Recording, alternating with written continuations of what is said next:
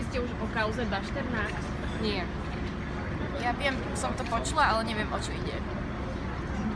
Zaujíma vás nejak situácia na Slovensku? Zaujímate sa o kauzy, ktoré sa tu preberajú v politike?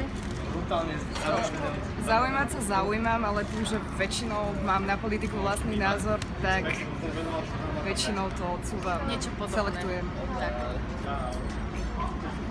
Počula, ale nič viac ako momentálne protesty a tie veci okolo toho, akože to je všetko, čo tak o tom viem. Hlbšie som sa nezaujímala.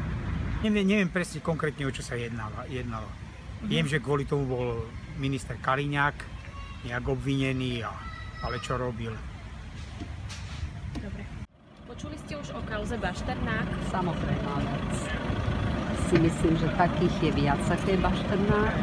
A či v tom je vláda. My sme takí strašne malinkí, že my naozaj neviem, či je v našich silách niečo takéto riešiť, ale myslím si, že je viacej takýchto ľudí, jeho typu.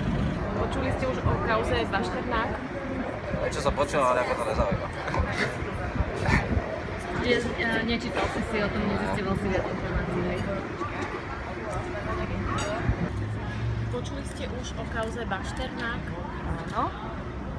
Zaujímate sa o ňu viac? Zistujete si viac informácií?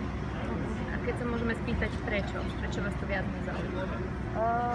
Asi som si už zvykla na to, čo sa deje v politike. Neviem, lebo to nesledujem, tieto kauzy a neviem o tom, nemám žiadne nejaké informácie, aby som sa mohol vyjadriť, takže nesledujem túto kauzu. Sledujete